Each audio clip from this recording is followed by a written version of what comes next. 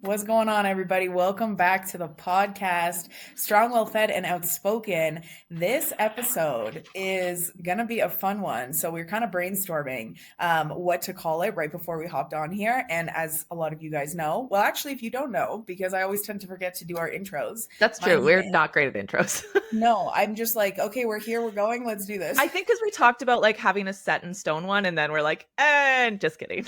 Yeah, we haven't actually done every other like professional podcast has like an official intro. We haven't done one yet. We will, maybe. We will. We're professional in other ways. Exactly. If you guys are new here or you have not familiarized yourself with the energy that we bring, my name is Rusty, aka Coach Frizzle, aka the Miss Frizzle of Fitness, and this is my co-host. What's up, guys? I'm Coach Nel, and I kind of got on the bus, if you will, a couple of years ago. So why are we on the bus? Tell everyone. Yeah. So being kind of my, I guess, alternate personality, the Miss Frizzle Fitness. If you guys are familiar with, the Magic School Bus or Miss Frizzle in any capacity, her tagline is take chances, make mistakes. I think it's take chances, get messy, make mistakes. Is it make mistakes, get messy? Oh, we should look this up. I know. Do you want to pull that up? I'm so used to having changed it for my own one. I am not even doing the OG justice here. I want to say I think it's take chances, make mistakes, get messy. Okay, there we go. I changed it to the fitness realm for take chances, make mistakes, get jacked. Let's go. Yeah, let's go. As the shirt does nothing to show off my muscles. It's okay. Stripes, horizontal stripes. I forget where I heard this. Ever since I was a kid, they're like, oh, they make you like look larger. Like, and I'm like, yeah. Well, like I need help with that. These shoulders. Yeah, true. But with sticking with the theme of take chances and make mistakes, get jacked, we are going to talk to you guys all about, well, maybe not all, because we made a lot of mistakes. We did so many. So many. This might be a couple episodes, but today we really brainstormed 3 key mistakes that we think are mistakes that don't get talked about enough, even in other people's journeys. And they were specific to ours. They were really impactful into the progress we didn't see. So and I think when you look at the two of us now, you don't necessarily associate us with struggles, right? We both have fairly muscular physiques. When we're in the gym, people aren't surprised that we're there. But you and I both had very different bodies and very different journeys to get here. And so we made those mistakes. Totally. So this kind of episode is kind of like take chances, make mistakes, just not these mistakes. We're going to get you jacked, but maybe leave these mistakes out on the way. Yeah. If we could help you at all, then hopefully these might hit home for some of you. Because again, like Nell said, like we've both gotten to this place, but we've taken different routes to get here, as is the case with everyone, as it should be. And I think it's really easy. Even myself, sometimes I'll do it. It's easy to see where somebody is and forget about where they've been and what they've been through. So actually, we were just talking about this before we even started the call. You've been working out in a different gym and your reaction is, oh, this is going to happen, even if that's not the case, right? It's very similar to that. Yeah, absolutely. Yeah. We figure we'll tell you guys a little bit, we'll catch you up a little bit. If you didn't check out our very first episode, we go in depth more about our journeys, but kind of giving you guys like the Cole's notes of our journeys, and like really the pivot point where we recognized we were struggling, or honestly, like for me, I know I categorize a part of my journey as like I was failing at one point. So Nell, do you want to start? Like tell us a little bit about that pivot point for you. Yeah. So I remember having 2. The first one was when I started a desk job and my weight started to creep up because I just went from being super active straight out of high school, sort of university, to desk job, right? Like this happens to a lot of us. And so I started the process then, but then I was in an accident. I had a dog attack me, and I was confusing the recovery process with the work on like my nutrition and my fitness, and they weren't the same thing, but I didn't know it at the time. And I remember it was right before New Year's. I was a like New Year's resolution girl. I stood on a scale because I was going to do a diet bet. I don't know if you guys know diet bets, but you sign up, everybody puts money in a pot and you try and like basically lose the most weight to win the money. Not a great setup in my opinion. But anyways, I was going to sign up for one of those. So I had to stand on the scale and I looked down and the number was higher than I had ever seen.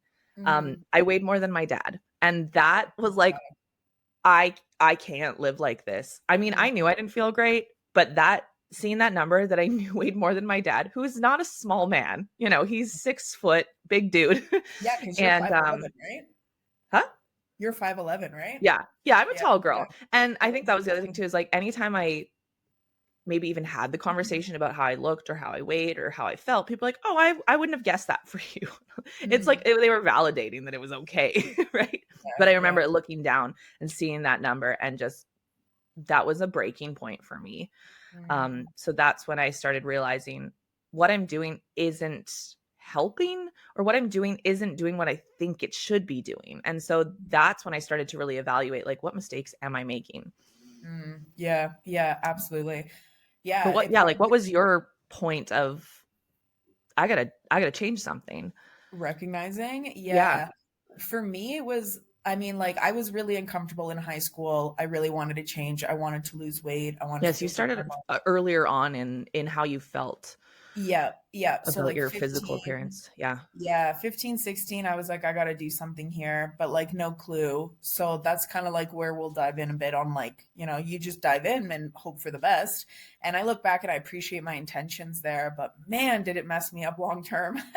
But, fast forward 15, 16, 2 years later, I had lost 50 pounds, but because I didn't know what I was doing, because I took like, uh, so many we'll say advice, and I'm using the air quotes if you're just listening It's funny that you online put that in because that was one of the ones on my list that we weren't gonna talk about today was the advice piece. So I'm about the glad you people. mentioned it. Yeah.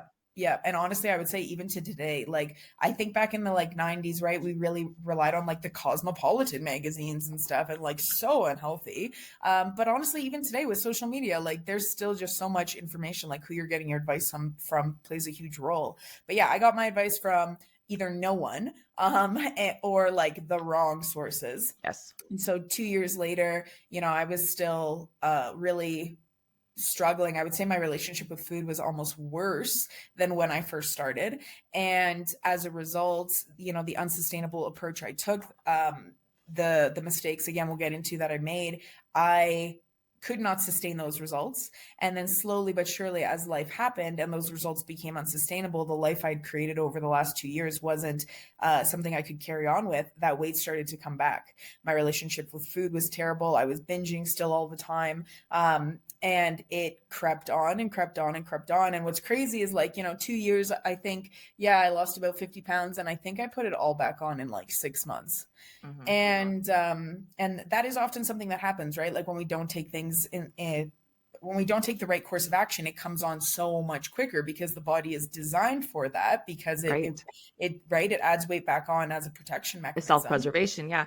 And I Yeah. think that's partly how I fell into the spot I did too, was that I was very much working on self-love, self-compassion, Mhm. all of these things because I was going through it in other ways, Yeah. but I didn't realize that like self-love could be about feeling your body instead of just like looking in the mirror and going, "Well, this is your body now, love it." You know? Yeah, yeah, yeah, yeah. Absolutely. Absolutely. That's actually like a great thing we should talk about as well, the like self-love movement and where it can, I think, Mhm. miss the mark a bit. But yeah, so for me, like you said, the scale, I remember stepping back on that scale. And I'd weighed myself lots, but I remember the moment that I stepped back on that scale and I was like, I've literally put all of my weight back on, I think plus even 5 pounds. And it was this like crushing feeling, not even because of the weight itself, but just because of like, how did I get here? Yes, Like, that how question, did how did I get I wasn't tied to the scale. That's why I didn't know what I weighed until that yeah, one day, and I was like, but yeah. yeah, I was never tied to the scale. I was tied to that emotion. Like, how did I let this happen? Yep, yep. And I think that I mean, that's one thing I talk about with my clients a lot is the attitude of like self-belief, right? Like Mhm. it's what you think you're capable of. So likewise, like you achieve something and you're like, I friggin' did that. Like that is, right? It's never the weight loss that actually brings about feelings of self-confidence and self-empowerment. It's the fact that you showed up for yourself Yes. continually. And so now it's defeating because it's like I have not been showing up for Or myself. you did show up. You were showing up and you don't understand how those two True. things go together, right? Yes. Yep. Yeah. So for me, I knew I was not showing up for myself anymore because in that time I like really backed off from the gym. Mhm. There was a lot of mental and emotional stuff happening and like heartbreak and so many of those things, which is why it really all does play a role. But I just like completely stepped back from Mhm. showing up for myself. Whereas, yeah, like you said, like for you, it's, Yeah, like hours of physical therapy. yep. I was working to build a career that I could physically do and all of these things. So I felt like I was really putting the work in. Yeah. And And yet your in some results are areas of like, my life I was, but not all areas are the same, right? Like you can't, yeah. they're not all completely tied together. They do require different efforts. Absolutely, absolutely. So like when you think back, like so recognizing, yeah, so like for yourself, you're stepping on the scale, you're like there's this like blowing sensation Mhm. and then you're going through this whole mental process of like I have been putting in the work. So what is happening? What's not lining up? Like what was it for you that made you or how did you start to assess like what it was that you were doing wrong that you identified like this is something I need to change? I think like I immediately knew in my soul that it was very diet heavy. And by diet, I just mean what I was intaking, right? Like, not that I was trying to restrict or eat a certain thing, but I knew that that was probably the piece that I always neglected. I Yeah. was a takeout queen. Honestly, I probably still am. I just don't lean into that part of me anymore. It's Um, so good. It's so right. good. And I was really inconsistent because I was off work. I Mm, was like unable to work at the time. I was so inconsistent about when I was eating, right? mm, Because some days I would get up and I would drive to physical therapy or whatever. And so I mhm. would pick up something on the go. Or I would be home and my husband had just started a new career. We had a roommate. I was miserable. I had nothing in my life going on. And so I would just sleep and sleep and sleep or get up and do nothing. So I wasn't fueling my body at all. Mhm, And if I mhm, was, it was like a last minute, I need to eat right now. And I would just eat absolute garbage. mhm, Uh, yep. and I didn't know it was garbage at the time. Not that any food is bad, but it was just not fueling me in any There's way. no nutrients. Yeah, yeah, Yeah, yeah, for there sure. was, and it was one of those things like very calorically dense. You eat it and you're hungry right away. Right. Yes, yeah, yeah. What was your go-to? Do you remember? Like, did you have a go-to back in the day? Oh god, yeah. I even now, it's probably the same thing. That's So, awesome. if it was breakfast, it was 100% an extra large double double from Tim Hortons. Now, if you're in the States, it's not a burger, okay? It's coffee with cream and sugar Yep, and yep. a bagel belt, which at the time wasn't even real egg.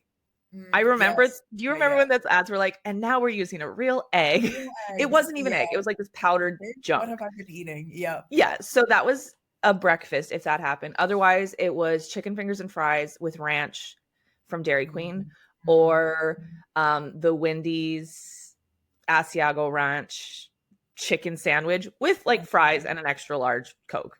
Yep, yep, yep. Yeah, fair enough. For And when I was mine, feeling bougie, lobster mac and cheese. oh shit, that's 180 degrees flip for bougie. Yeah, like I just loved food, but it felt more of like I just need to eat. And so it was Yeah. fast, right? I think a lot of people can relate to that. Oh yeah, for me, I know when when I was really again like spiraling, I would at the time. So we have again in Canada we have a very popular pizza chain, Pizza Pizza, Mhm. and at the time I don't think they do this anymore, but they were doing like $5 medium pepperoni Yes. takeout specials. Mhm. Man, me and the guy I was seeing at the time, we would crush those and like I would eat a medium to myself like 3 times a Yeah. week. That would be like my quick go-to. Yeah. So yeah, The I think only time I had any nutrients in my diet was when my mother-in-law would bring food over for me because my husband mm, was away for work. And I was like wrapped up in a chair, like arms up, like double yeah, cast, and she would bring over something that she had cooked. That was really the only time that I was like, okay. "Oh, this Yeah, feels yeah, yeah. nice." Yeah, no, for sure. That's a super real thing. I think, honestly, I think most people relate to the fact that nutrition tends to be the thing that they struggle with the Struggle. most. Yes. And maybe it's, because of habits, maybe it's because food is just freaking delicious, let's be real. And so like, monitoring that is a lot different. It's a different mindset than it is like going to the gym and And monitoring most of habits. us don't have those skills curated. We Yep. develop a lot of skills throughout our childhood into adulthood. That's not a skill we often develop because we start with our parents cooking for us or whatever, and then we Yep. go off to university and there's usually a meal plan or things like this. And so then you're in your 20s and you've never done this before. You've never Totally. had to think, what am I going to eat? How am Yeah. I going to fuel my body? Because it was never something you had to think about. Yeah, yeah, for sure. So how did you start to make that switch then? Like what did you, recognizing, okay, I'm eating out a lot, I'm not getting nutrients, I'm eating like or I'm not eating all day and then I'm having this like one huge meal which is blowing probably past my calories and again no nutrition. And you had like a little bit of an idea still here at that point. You weren't like completely blank. So like what did you do? Did you just switch it or So the first thing I did, because liquid calories still get me, yeah. the first thing I did was I switched my coffee order. I Mhm. I started to wean myself off, started to reduce the sugar, started to reduce the cream. So then I got to a point where I was drinking like still an excessive amount of coffee, but Yeah. with like one milk or two milk versus two cream, two sugar. So that Yeah. was a big one. That was probably the number one thing I did right off That the makes hop. yeah, that And then makes I a big started cooking at difference. home. Mm. And I didn't follow any sort of guidelines. I didn't really um, give myself parameters. It was just cook at home. And that was Yeah. really the biggest first step in the right direction I had made. Because I would get like, okay, I'm going to make meal prep. And I'm literally just chopping veggies. I didn't know what I was doing. Yeah, yeah. But that would be short lived. And then I would just go right back to takeout. So then it just really became you cook your meals at home. That Mhm. was the kind of The overarching. yeah, like the sort of parameter I gave myself or the restriction that I was going to live within because at the time that was a more positive, net positive effort. Totally. It is actually, I just want to say, it is crazy. Like for anyone listening out there, I think a lot of the time we think that in order to start to make nutritional changes, it does have to be 180 degrees. But like what you just said is completely bang on. Even if you were to eat the same meals, but all of a sudden you go from buying them to making them, you will notice a difference in your weight and your body composition. Absolutely. Yeah, Um, I was making things like hash brown casseroles with yeah, butter and sour cream, but yep. And I you're doing it had yourself. that made at home. I knew exactly what was in it. Yep. And the more I ate food that I had made, the less I kind of started to crave and rely on those other things. And Totally. no, it wasn't perfect. I probably could have seen progress a lot faster. But it was Right. the first time I had made a choice that was like, I had decided. I wasn't listening to someone else. I wasn't trying to, fit all of my carbs in a container Yep. per day, any of these things. It was the first time where I was like, okay, you made this plan. It's for you. Now I can stick to it, right? I didn't feel like I was being forced or following someone else. Totally. Totally. Yeah. And then like when you started to get into then like so now you're comfortable, you're making foods at home and things like that. I know you said one mistake that you felt you were making was yeah, like not getting enough protein and stuff in. So then did you start to like kind of get more specific now that you were comfortable with those habits? So that actually didn't happen until after I started working with my first coach. Okay. I had no idea about like macronutrients, micronutrients. I had no idea. Mm. So in my mind, I was like, probably eat veggies, right? Like even Yeah. little kids know like veggies are good for you as a blanket statement, right? Yeah. So I actually really had no idea until after I started working with a coach and they started explaining why protein was important and how that was going to benefit me. And Yep. so I was already cooking at home. At that point, I had started following a meal plan with that coach, and it Mhm. was high protein. And I started to realize, like, oh, when I eat does matter, and what Mm. I eat does matter. And Yep. I didn't nail it all the time, but I started to feel differently when I put food in my body. Because up Yep. until then, it was just like eat to stay alive or eat to eat, right? Like I liked food. It Yep. wasn't until I started working with a coach that I was like, oh, what I eat matters in how I feel. And like my Mm. mom was always like very, very informative about food being fuel and eating to fuel your she always said you got to eat to fuel your furnace. But Yep. I didn't actually feel that as a human until into my mid to late 20s. Yeah, yeah, yeah, yeah. Yeah, it's one thing to say it and like recognize the concept, but it's another thing to feel it and start to recognize like I feel good when I eat this. I have more Mhm. energy. I'm more locked in. I'm more focused. I'm more in control around my food. And Right. I know that that one specifically, like that was probably a big mistake that I made for me. Again, like with my stuff being very mentally related and And you like had kind of leaned into like calories early on. Like that was something you kind of understood. So can you explain that to us a little bit? Because you kind of took a different road to get there. yes. Well, I would, to be honest, like I understood the concept of eating less, but I didn't actually know how to calorie count. I wasn't Mhm. calorie counting. Actually, the first thing I started counting was fat. I don't remember why. I think it's from Interesting. a magazine. Yeah. I Probably, got yeah. it. Yeah, because Yeah. fats were villainized for a They long time were. when we were younger, right? Yeah, especially in the 90s. And Yes. so I got in my head that I should eat less than like no more than 30 grams of fat a day, which is like dangerous. First of Yeah. all, any females out there listen, like you need fats. We know this, like you cannot survive without them, but especially like females, hormone health. Like I cut my fat so back at the time. It was crazy. Yes, I basically just reduced. And this was the problem here for me is that once I did start to get into calories, I was so locked into the focus of eating less that I didn't understand that when you have a calorie target, it is literally that it is a target. Instead, for me, a big mistake I made, and honestly is something I see in a lot of the people I work with, is you have a number. And, you know, I thought to myself, like, okay, if I can stay within this number, like if I can stay under this number, Under. then that is yeah, then I'm winning. I treated it basically like a budget, right? Like you go shopping and you're like, oh, okay, I'm going with $100. And if I, you know, spend $100, I'm okay with that. But if I can get some things I like and actually come home with money remaining, then like that was success. And from a budgeting perspective, like, you know, you're buying a house, or you're going grocery shopping or whatever, you're like, sick. That's really good because you've saved money from your budget. But I treated my calories like that. Mm. So if I was supposed to eat 1900 calories a day and I hit 1650, I was like, sick. Good enough. Yeah, I did it.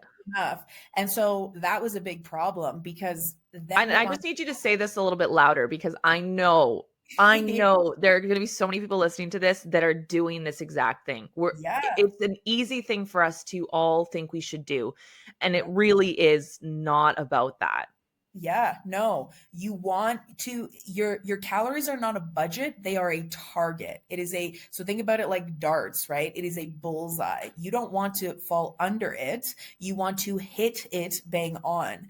And so again, for me, this was a huge problem because now losing weight, as we know, when you lose weight, your body is an adaptation machine. Eventually, it's going to adapt. And Mhm. when you are eating too little too soon, eventually your body's going to adapt and you're going to have to make a change. And if you have been already eating so little, you are screwing yourself, baby, because what are you going to pull when you're already eating nothing? And so that's when it became very unrealistic for me because again, your girl was starting off eating, you know, oh, I told myself 30 grams of fats a day, but with the mentality of, oh, well, I only ate 22, so I'm doing really good. And then again, when I talk about, you know, 6 months, 1 year down the road, it wasn't sustainable. There was nowhere for me to, first of all, pull from to keep making progress. And again, it just wasn't sustainable. Yeah, So, because what happens in the body is, yes, we eat at a reduction to pull from our fat, right? Like that's the goal here. That's the extra energy. But if you yeah, don't have that and carbs. you're constantly falling short, it's got to pull from somewhere else. Yep. Think Yep. about your muscles, things like that. And Yeah. eventually you start to lose even more, but then we don't feel good, right? We start to Absolutely. see other problems. Oh yeah, brain fog, moodiness, you know, as a female, like your menstrual cycle, recovery, inflammation. And Um, you were young at this point. Like yeah, we're only in our 30s now. And I've seen this with high school students. yep. Your body is still developing, right? And Yes. so hormonally things are still changing. You please eat more. Yeah, Please eat yeah. breakfast, right? Because it will impact you later on. Like the things that we deal with now sometimes probably could have been a non-issue had we not done those things earlier on. Oh yeah, totally. And the eating breakfast thing, I think, is a big one. And I want to preface this to say, listen, you guys, like, not everybody. I'm not actually not a big breakfast fan. Like, I eat like steak and stuff and Yeah, pizza. I have a savory breakfast it's leftovers from Yeah. last night. But it's the idea of like, again, not getting fuel into your body, like pushing Yeah. it off until later. Yeah, and not even breakfast. Like I work with shift Mhm. workers. That's a huge demographic for me. It's Yeah, when you wake up and your body yeah, needs energy, right? That's what yeah, we're talking about. It doesn't have to be wake up, bacon and eggs or cereal, yeah. whatever. Like it's about giving your body something when you wake up. Yes. Yeah. You are literally doing your body a disservice when you have been fasting for, I always say to people, even if you get 6 hours of sleep, you're not having a bite of food right before you go to bed. Mm-mm. So even if you are somebody who eats pretty close to bedtime, like within 2 hours, plus 6 hours of sleep is 8 hours, you're not hopping out of bed and eating something right away either. Like most people who are eating within an hour. Like we're talking close to 10 hours. And you think that you're putting your body in an advantage, or you're putting it in a good position to want to show up for you. Forget about like losing weight or gaining muscle, just from an energy perspective, from a digestion perspective. Cognitive function. Yes, cognitive function, from an overall stress levels, how that impacts your hormone health, right? Like one of the best times you could be actually eating to support your cortisol levels, which is going to support your thyroid production, is in the morning. Your thyroid production is actually at its highest in the morning. People don't realize this. Same with even certain vitamins, like random tip here, guys, but like if you're taking vitamin D, ideally, D3 plus K2, because you need the K2, I would actually recommend taking it in the morning. Why? Because your body's natural D3 production is highest in the morning. Your thyroid That's when your production, body needs it the most, right? yeah, Especially North America. We don't get as much sun in the winter. I read a shock. This is a tangent now. In Canada, the vitamin D levels in like 20 to 40-year-olds plummets by like 26% in the winter. So take your vitamin D in the morning, people. it's crazy. But yeah, like your thyroid production highest in the morning. You know what macronutrient serves your thyroid the most? Carbs.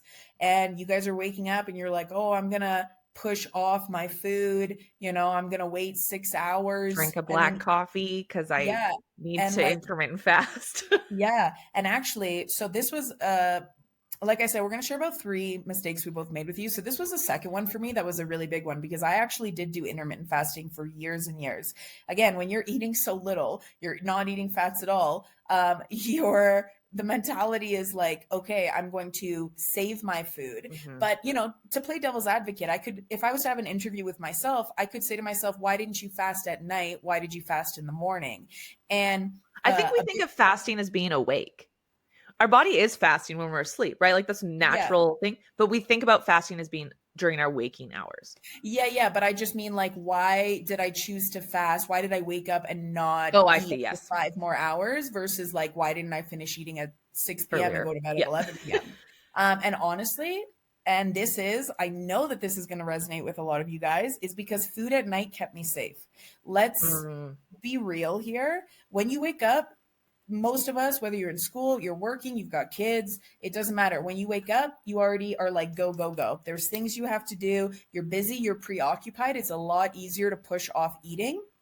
And then what you're also doing though is you're creating, and this is something I did in my mind, you are building up the nighttime to be this like comfort, to be this like reward when the day is done. I've checked off all my tasks. Now I'm going to sit down. I'm going to watch some Netflix or my favorite show. I'm going to have a really big meal because I've saved all my Mhm. calories all through the day. And it is a scarcity mindset, right? Because you are creating an environment where you think that if I have more food in the evening, I will enjoy myself more. But then you wind up becoming, and this is something that happened to me, you wind up becoming afraid to eat more earlier because Mhm. you were so used to feeling starving by the time 5 or 6 p.m. hits. And I was so used to feeling starving by the time 5 or 6 p.m. hits because I didn't eat all day, Right. right? So you're literally creating the hunger. I was creating the hunger that I felt, the insatiable hunger that I felt at night by not eating all day. But then at the same time, I was afraid that that hunger would still be there if I ate earlier. And so this didn't actually help with my overall food control. This actually increased, I would actually say binging, because as much as on those days I would still hit my calorie numbers, I was still acting in the sense of not eating and then like eating 1,000 calories at once. And so like, Mhm. I don't care that you're staying within your calorie range. If you are creating a mindset of I'm not eating for 8 hours and then I'm eating 1,200 calories at once, that is binging. That is binging. And so that was a big And with problem for this, me. yeah, it's something that like we've worked together on for me Yep. is I was struggling to feel hunger in the morning. Yep. And so I was forcing myself to eat because I knew I had to do that, but it was because I was pushing a lot of my eating to the end of the day. So even Yep.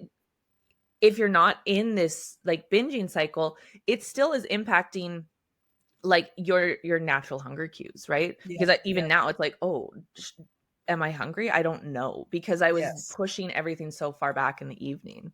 Yeah, yeah, yeah. And your hunger cues weren't there in the morning because, yeah, you would fast as well, right? You would not have breakfast, Well, I would drink a lot of coffee with right? Which kills your something in hunger. it. So I didn't I wasn't fueling my body enough, but Mhm. I was subduing the hunger just enough to not realize it was there. Yeah. Yep. Yeah, yeah, yep. And I mean, coffee can be great in that aspect, I think. But again, right? It's the dose that makes the poison, right? It doesn't matter what you're having, Cool Whip or cereal, chicken breasts. Like you can overdo anything. Yep. But coffee as well can be very beneficial. But if you are using it, if you're listening to this and you know deep down that you're using it to kind of, you know, it's more than just being a pick me up or helping you with some energy. It's because it's killing your hunger. That's a red flag, bitch. That is a Mhm. red flag in your relationship with food, Okay, nutrition, caffeine. everything. Yeah, yeah, yeah, yeah, yeah.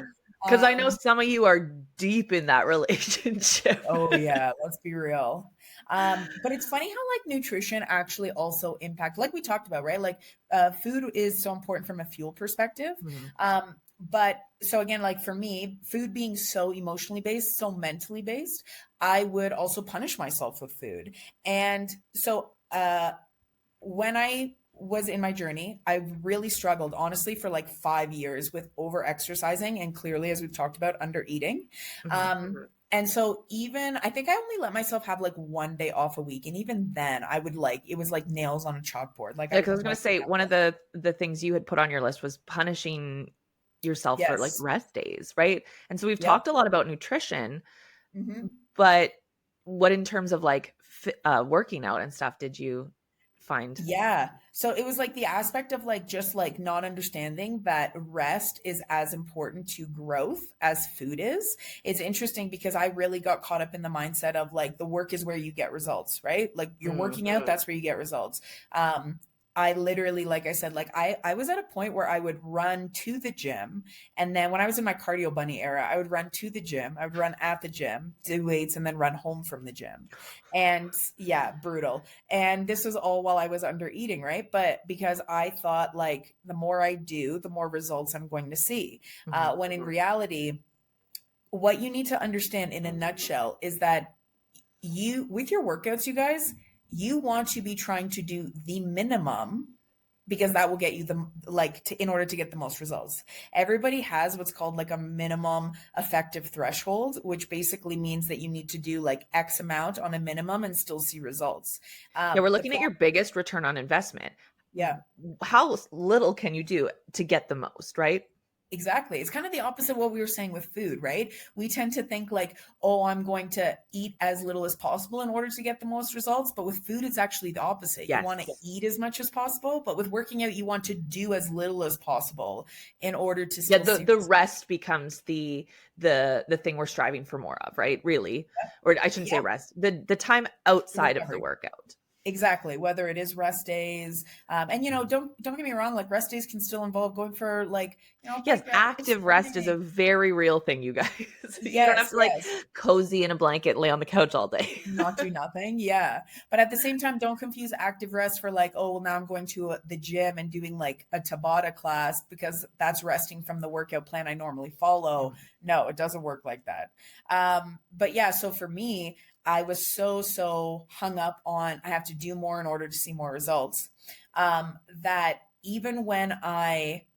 uh, even when I did like convince myself to rest, to rest, I still, again, didn't understand how food was fuel. And so, again, I thought less was more here. And so on rest days, because now I also wasn't working out and I thought that working out was a way to earn my food, I would eat even less than before. And so I created this honestly like punishment like mentality. Like, who the heck wants to take a rest day when you're like, I can't do any of the things that I enjoy. Now I have to eat even less than before. It was a miserable day. Like, I resented it coming. If I knew like, I have to take a rest in 2 days, I would try and put it off. I would, try and justify to myself not taking one. And so I created a mindset of viewing rest days as this really negative thing, which only, made it harder for me to actually take them, which only made it harder for my body to recover and for me to get more results long term, and only led to the journey being unsustainable. And then really that sense of failure coming in over and over and over again. And that's really frustrating.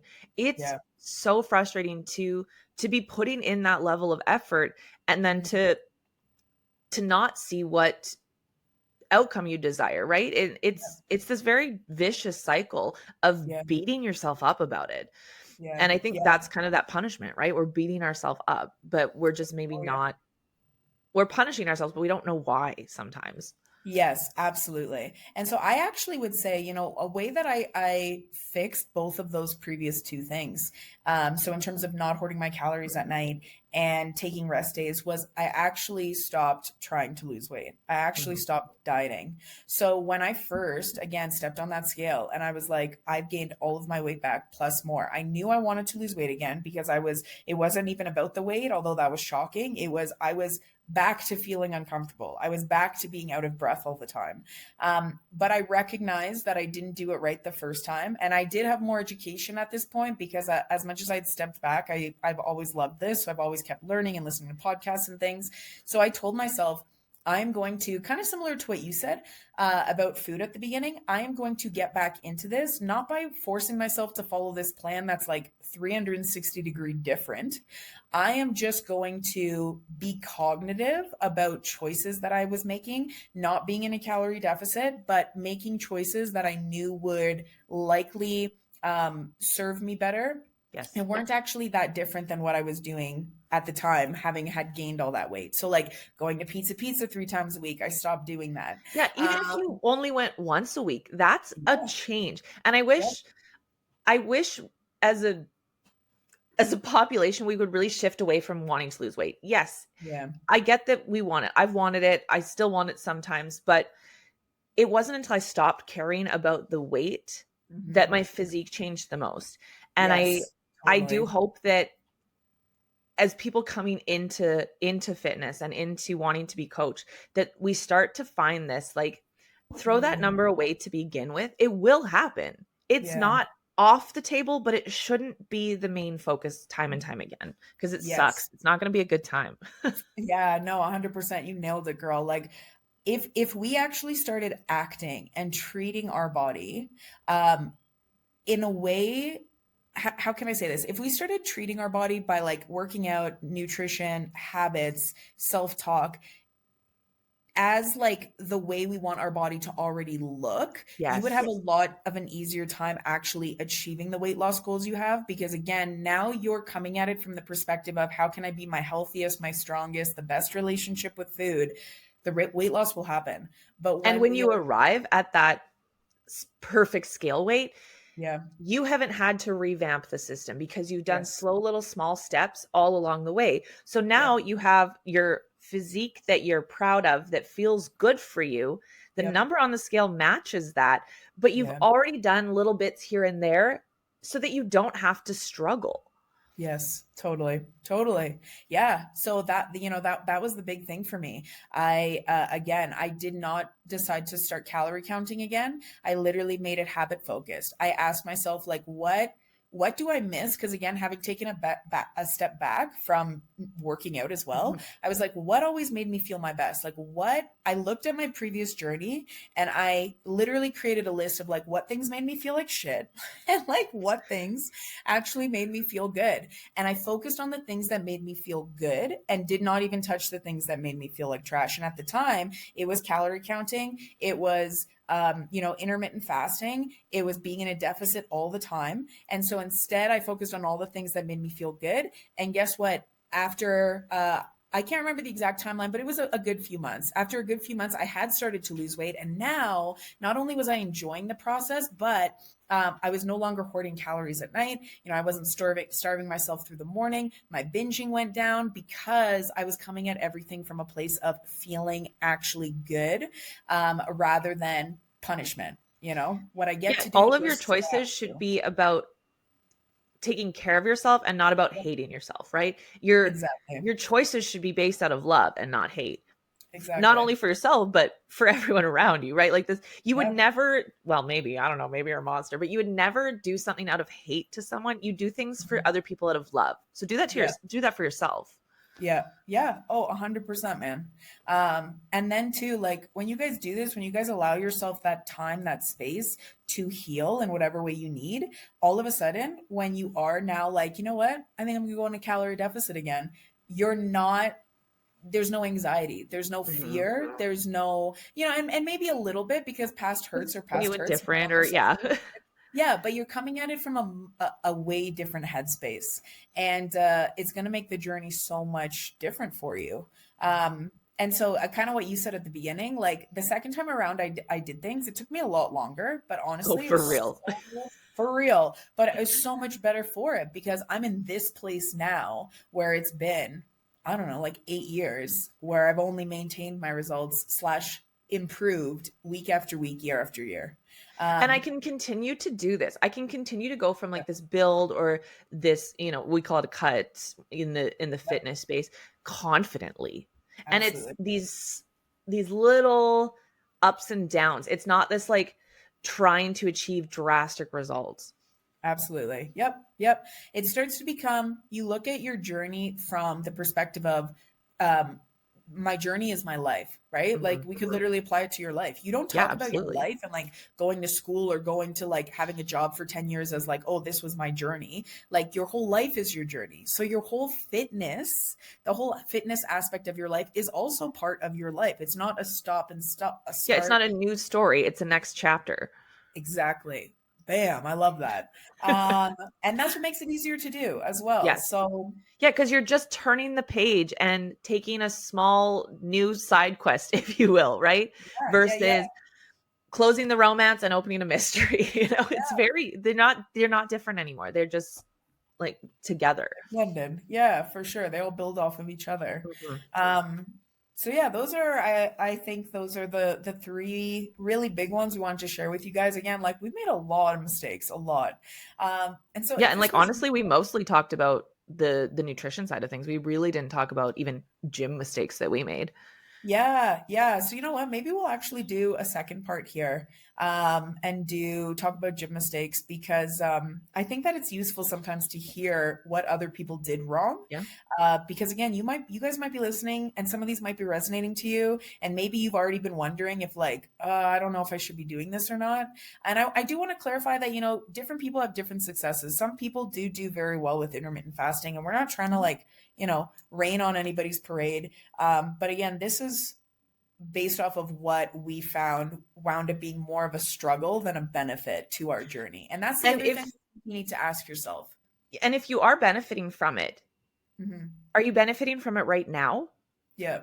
What are your next steps from that? That's the other thing, right? Because there were moments in this where things were going what I would have deemed well, but it wasn't until later on that I was like, but I didn't have a plan out. I didn't have a plan forward. Right. So you might be listening here and thinking, oh, that's not me. Great. I love that for you. But ask yourself, what do I do next? Because you're not done yet. And that's the exciting thing. Yeah. And actually, not having a plan for afterwards, I would probably say was pretty high on my list of mistakes. So I think we're gonna do a part Right. 2 here. If this was useful for you guys, let us know below, or like, if there's something you're struggling with, again, feel free. We answer the comments below, so feel free to drop a comment or question, or likewise, hit us up on Instagram or Yeah, any of our any social social media medias. platform really.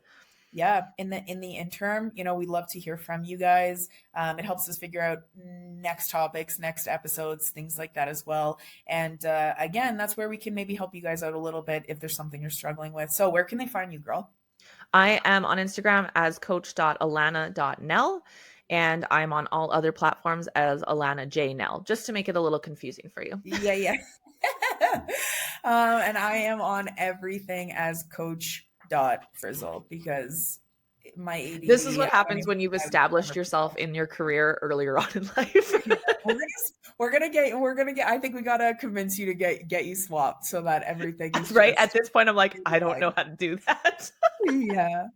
I've Well, had Facebook since I was, what, 17? When it, but all the like security features too. If you like change anything, they're like lock you yeah, you out. guys want to know drama? We still don't have our podcast on other platforms because of this problem right here. Yeah, literally. And I said I would finish it. And if you guys don't know, I'm currently in like Peru right now. And now they want to like send me a text to verify, which I don't have access to my Like, home I don't know. number. Yeah. Anyways, the internet is a beautiful place. I'm thankful for it. I'm putting out those vibes. It will work. We will get this on Apple Yeah, but podcast, thank you whatever. for just joining us for the ride. Yeah, yeah. So until next time, guys, we will talk to you guys later. Likewise as well, though, if this was of interest, don't hesitate to share it. We appreciate that. Yeah, share, tag us in your shares so we can, do that thing where we just Share share your back and share. forth till infinity. Yeah, tag your in. Otherwise, guys, we hope that this was useful. Have a beautiful day. We will talk to you guys soon. See you guys.